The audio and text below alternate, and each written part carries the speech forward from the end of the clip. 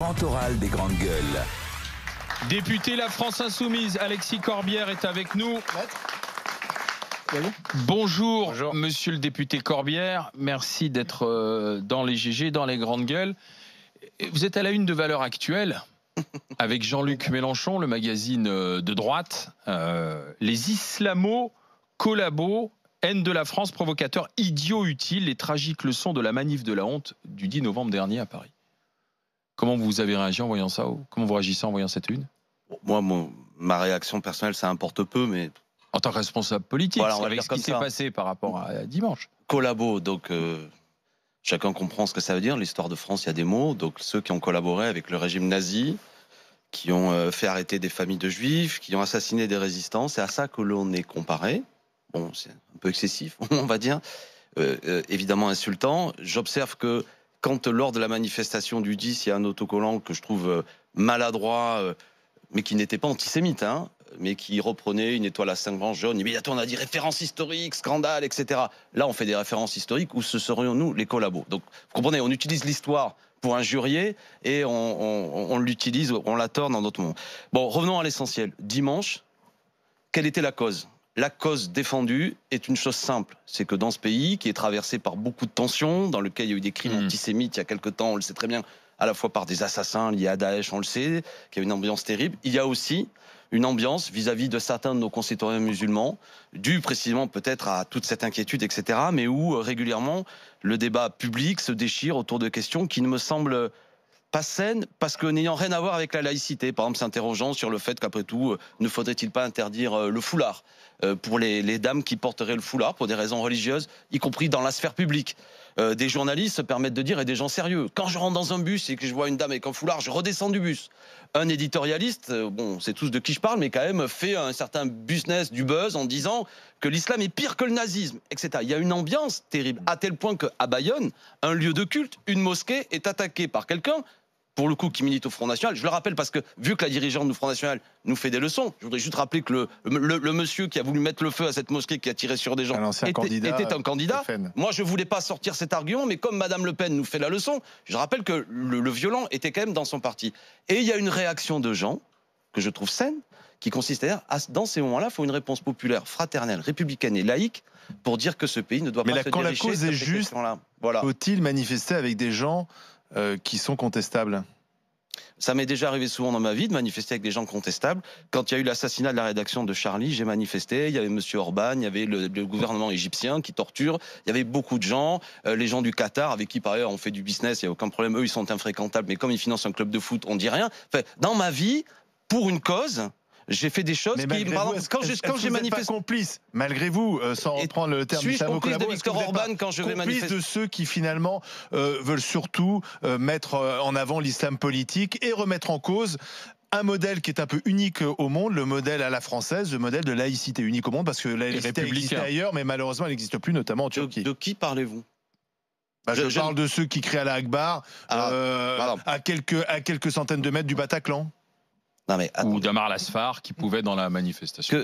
Par exemple, et moi je défends pas, en plus c'est un responsable du CCIF, je suis radical désaccord avec eux, politiquement je combats... Ceux qui ont appelé à manifester. Non, attendez, l'histoire de Allahu Akbar, si j'ai bien compris, parce que je l'ai vu en vidéo, je l'ai pas vu à la manif, il dit voilà, on veut faire de ce mot Allahu Akbar, qui est un mot religieux, un mot de haine, alors que pour nous... Attendez, donc que les choses soient simples. Moi j'habite la Seine-Saint-Denis, non loin d'une mosquée. Tous les vendredis, Olivier Truchot, des centaines de gens disent Allahu Akbar et ils ne préparent pas un attentat. D'accord? Non mais revenons à quelques centaines de mètres du Bataclan. Non, ce qu'il veut dire, mais attendez, on n'était pas. C'est pas les frères Kouachi dimanche qui allaient faire un crime. C'est un homme qui dit ce mot Allahu Akbar, ils veulent en faire mot de haine.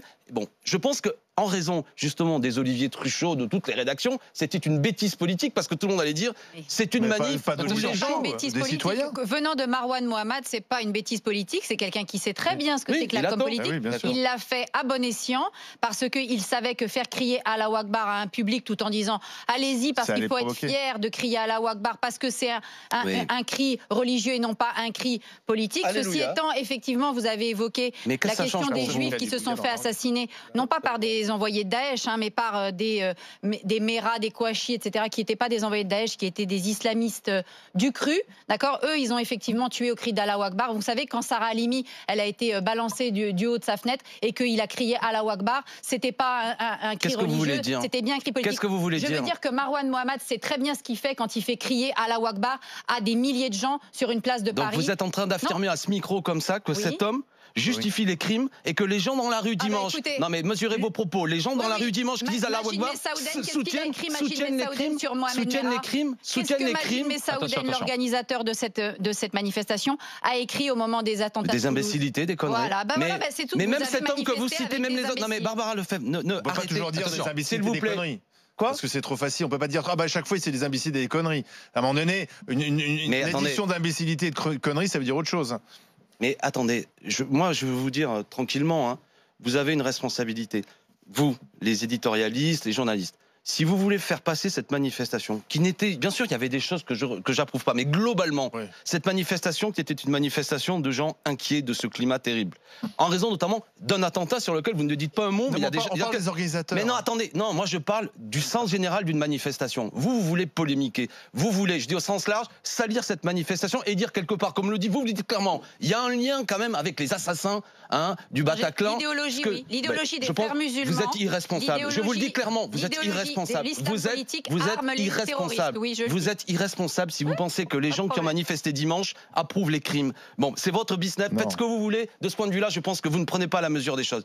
Il faut comprendre ce qui se passe dans le pays. Être laïque. La laïcité, évidemment que toutes les personnes et les musulmans, puisqu'on parle de ça, qui ne respectent pas la laïcité, doivent être sanctionnés. Les prêcheurs de haine dans les mosquées doivent être sanctionnés, voire même être expulsés. Je suis sans concession là-dessus. Ceci dit, mais peut-être qu'ils ne le sont pas, mais prenez-vous-en à ceux qui ne les expulsent pas. Jean-Luc Mélenchon lui-même était contre le terme d'islamophobie. Il a changé, il a le droit de changer d'opinion. Écoutez-moi, non, on n'a pas changé d'opinion.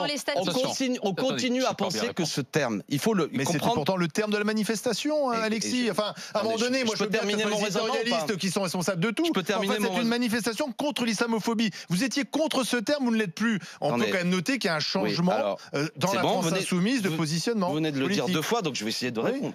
Ce terme ne nous va toujours pas. D'ailleurs, nous avons fait un texte qui a suivi pour préciser les choses. Parce que dans ce terme, nous, ce que nous voulons, c'est garder le droit de critiquer les religions. Et il peut y avoir une interprétation de ce texte, phobie, islamophobie, peur de l'islam. On peut critiquer toutes les religions et donc avoir un regard critique. Il y a d'ailleurs des hebdomadaires satiriques qui le font. Mais même, on a le droit d'être contre les religions et on a le droit de l'exprimer dans le débat, dans la sphère publique. Et je défends, évidemment... C'est ce qui fait la spécificité, y compris de la France. Bon, ceci dit, il y a des gens écoutez-moi, Olivier, pardon. Il y a des gens qui aujourd'hui, et on a un peu perdu cette bataille dans le débat, qui utilisent ce terme comme étant pour désigner la haine contre nos concitoyens musulmans. Donc, j'observe que dans le débat, de plus en plus, c'est devenu ça. J'aurais préféré qu'il y ait, par exemple, musulmanophobie, pour le dire, pour définir ce racisme. Bon, ce que je veux dire, c'est que quand il y a un événement qui blesse des gens, enfin qui blesse intellectuellement, qui fait peur sur le fait qu'il y a des potentialités d'attentats contre des lieux de culte musulmans, que les gens se rassemblent pour dire que cette haine, ce que j'ai dit tout à l'heure, elle est dangereuse et on veut envoyer un grand message de fraternité. Polémiquer sur un mot, mais c'est un choix politique qu'on a fait. Peut-être qu'avions-nous eu tort. Je pense qu'on n'a pas eu tort en dernière analyse. On a dit, plus important que ce mot, ce qui compte, c'est le mouvement. Et ce qui compte... Et je vous assure, je vous connais, je sais que vous avez aussi des convictions que je respecte. Mais je pense que ça fait sens que des gens comme moi et Jean-Luc Mélenchon étaient aussi dans cette manifestation pour dire que ça n'est pas que les musulmans qui défendent les musulmans. C'est aussi tout. Très peu de musulmans surtout. Dimanche dernier ? Bah oui, 13 500 personnes dans les rues de Paris. Oui, sur 5 millions de Français. Vous savez, j'ai manifesté suite au crime des Mireille Knoll, il y avait moins de gens. Et pour autant, l'antisémitisme. C'est des musulmans qui ont manifesté, comme dans des manifestations organisées par le CRIF, c'est des juifs et pas les juifs. Justement, Alexis Corbière. N'est pas représentant de tout. Non, mais on est juste préciser une chose.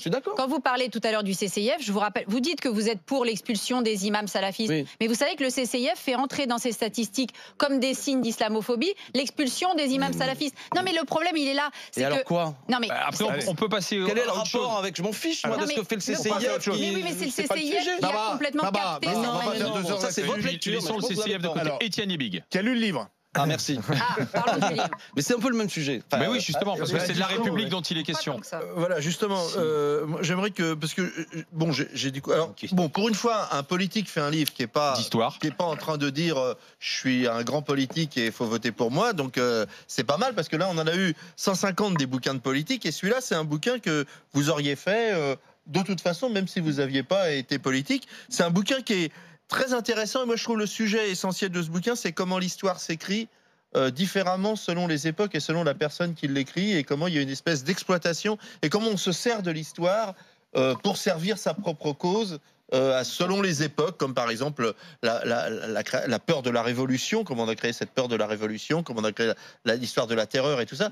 Est-ce que vous pouvez, sur ce sujet précis? C'est tout à fait ça. Jacobin. Moi, la point d'exclamation. Vous le savez, moi je suis professeur d'histoire. Durant mes études, on se spécialise un peu. J'ai eu des grands professeurs, notamment qui étaient, je pense à Florence Gauthier, des grands universitaires sur la Révolution française. Donc j'ai le goût de ça.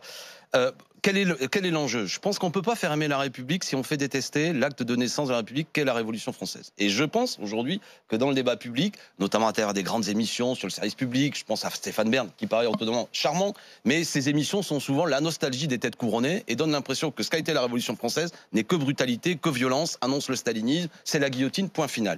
Et je le vois comme enseignant, quand j'étais prof, vous interrogez les élèves, plus personne quasiment n'est fichu de dire le nom d'un des révolutionnaires. Et il y a des mots dans le débat, on dit les Jacobins, c'est en quelque sorte des futurs staliniens, voire même pire. Et puis, on a aussi Macron qui utilise dans le débat le mot, il a réuni les députés à Versailles, il a dit « je propose au pays un pacte girondin ». Et on ne sait plus très bien ce que veut dire les Girondins, les Jacobins, etc. Et moi, ça veut être les gentils, alors. Voilà. En plus, vous avez raison de le dire comme ça. Il y aurait les gentils, il y aurait... et il y aurait les méchants. Moi, j'ai eu envie, pour ceux que ça intéresse, c'est un livre d'histoire, de revenir, c'était quoi ce club des Jacobins? Qui était un lieu, un bouillonnement intellectuel de parlementaires dans lequel les grandes idées républicaines sont nées. Bien sûr, avec des contradictions, mais l'idée de la radicalisation, d'une radicalité démocratique, d'une assemblée constituante, ou l'idée même, au départ, les Jacobins sont une monarchie pour une monarchie constitutionnelle, parce que tout le monde est pour la monarchie constitutionnelle, et il faut attendre 1791-92, suite à la fuite du roi, etc., pour que l'idée de république naisse. C'est intéressant comment ce cheminement a lieu. Il y a une déclaration des droits de l'homme qui est proclamée en 1789, mais qui est un peu des droits formels. Et progressivement, le peuple, lui, qui continue à avoir faim, veut que ces droits proclamés deviennent des droits réels. Et tout ça, cette dynamique-là, elle est intéressante. Bertrand Barrère, vous ne connaissez pas Bertrand Barrère, était un grand révolutionnaire, membre du comité de salut public, c'est celui qui a le plus parlé pendant toute cette période à l'Assemblée. Il était pour mettre en place un plan de lutte contre la pauvreté. C'est une idée qui est extraordinaire. Est-ce que vous savez, par exemple, que... c'est pas les idées le problème. Pardon? C'est pas les idées. Là, c'était pas des idées, c'était ce qu'il mettait en place. C'est comment tout ça s'est terminé, parce que... Ça s'est terminé comment? On est quand même pas loin. Alors j'imagine, je comprends la volonté de réhabiliter Robespierre, Saint-Just, mais enfin on n'est pas loin du révisionnisme. Aujourd'hui, quand même, on a le recul de l'histoire sur cette période de la terreur. Et comment effectivement de belles idées généreuses, etc. On finit par imposer un régime de terreur, provoquer un génocide, le génocide vendéen, et terminer. Là, vous utilisez le mot de génocide. Non, et c'est moi qui ferai du révisionnisme. Un génocide vendéen, oui, il a existé le génocide vendéen. Je ne connais aucun universitaire sérieux. Donc vous, Olivier Truchot, qui avez bossé le sujet, vous utilisez un mot terrible qui a été utilisé dans des moments très précis de l'histoire. Oui. Et non, mais parce que je connais cette... Vous savez qui c'est qui a déposé un texte de loi à l'Assemblée qui parle de génocide 21? Marion Maréchal Le Pen. C'est une école intellectuelle très précise. Il n'y a pas eu de massacre en Vendée. Attendez, alors massacre, c'est une chose. Guerre civile. Non mais. D'accord. Non, attendez, je vous invite. On est sur RMC. Vous êtes journaliste, vous arrivez et vous prenez une thèse particulière que vous n'avez pas travaillé, d'une école historique d'extrême droite, vous il y a eu un génocide révisionniste sur Robespierre. Donc oui, c'est un problème. Il y a eu un massacre. Les historiens, ils ont tranché sur cette affaire. Non mais juste un mot. Qu'est-ce que vous cherchez? Alors, attendez, attention. Je vais vous dire une chose. Par exemple, sur la Vendée, puisque vous parlez de ça. Premièrement, je vous informe que Maximilien Robespierre n'est jamais intervenu sur la Vendée, d'accord? C'est pas son sujet, contrairement à ce que certaines émissions. Il y a une région entière qui se soulève, une armée qui se met en place, l'armée catholique et royale, qui est composée de plusieurs dizaines de milliers d'hommes, qui dans un premier temps met une raclée aux armées républicaines. En même temps, vous avez l'Autriche qui attaque la France. Ce que fait la Convention, effectivement, c'est d'envoyer, et c'est terrible, hein, avec les techniques militaires de l'époque, qui étaient celles, en plus, des armées royales. En même temps qu'ils combattent les armées autrichiennes, qui est la plus puissante armée d'Europe de l'époque, et moi, je suis quand même du côté de la Convention qui lutte contre une armée étrangère qui veut rétablir le roi, il lutte aussi contre une région qui s'est soulevée et qui fait la guerre. Alors, tout ça est terrible. C'est une guerre civile. Mais n'utilisez pas le mot de génocide. Jamais personne n'a souhaité éliminer un peuple tel que les nazis l'ont fait avec les juifs. C'est pour ça que je vous dis massacre, guerre civile, moment terrible sans aucun doute. Mais n'utilisez pas des mots qui sont terribles. Deux questions. Barbara Lefebvre, Didier Giraud. Moi, je voudrais quand même saluer l'honnêteté. Oui, mais d'abord, je voudrais saluer l'honnêteté intellectuelle du travail d'Alexis Corbière, parce que il assume l'écriture politique de ce moment-là historique qu'il étudie.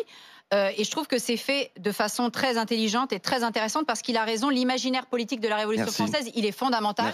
Là-dedans, il n'y a pas que la Révolution française, il y a aussi le régicide qui est aussi dans les imaginaires.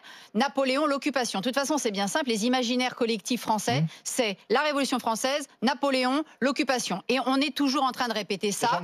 Et ça revient toujours aussi dans le langage politique. Et justement, la façon dont Emmanuel Macron l'utilise, l'exploite, et vous avez très bien fait de le souligner, cette offensive anti-jacobine, elle a un sens. Parce que les Girondins et les montagnards, à l'origine, c'est la même classe sociale. Et ça, vous le soulignez bien. C'est une lutte de parti qui ensuite a été interprétée comme une lutte des classes. Et je trouve qu'effectivement, c'est très intéressant le point de vue que vous avez là-dessus.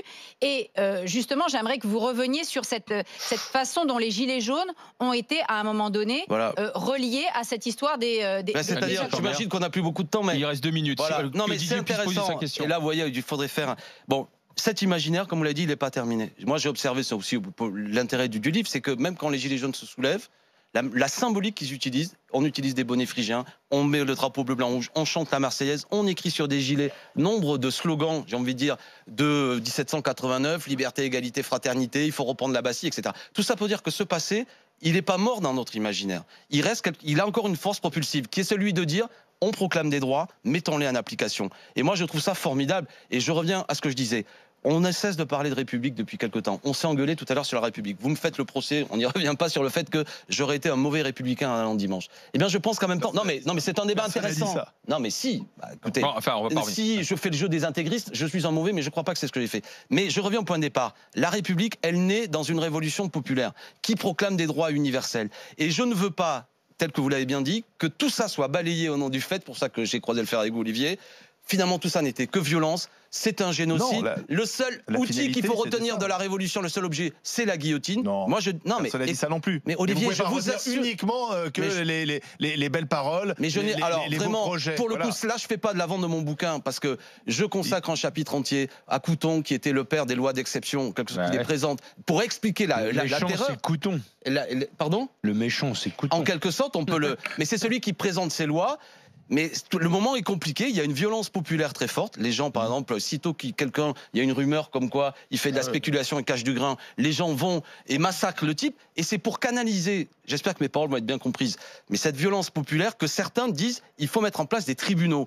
Notamment Danton dit cette phrase, soyons terribles pour éviter au peuple de l'être. Danton, c'est pas Robespierre. Pourquoi il dit ça? C'est parce qu'il faut que les gens soient jugés pour que ce ne soit pas une violence de rue qui l'emporte. Mettez-vous, on va conclure là-dessus.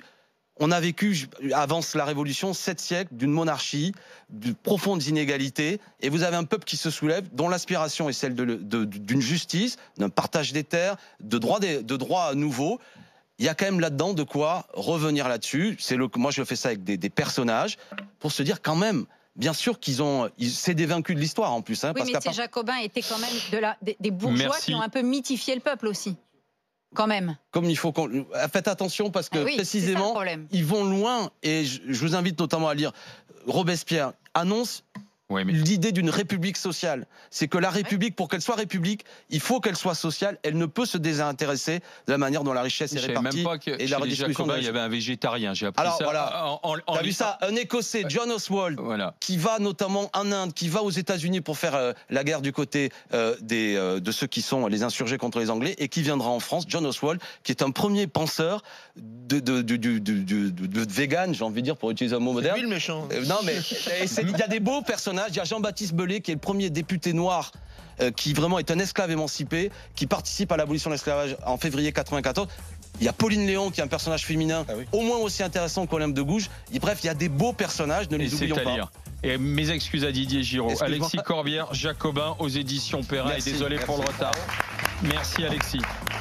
À demain à 9h. Merci.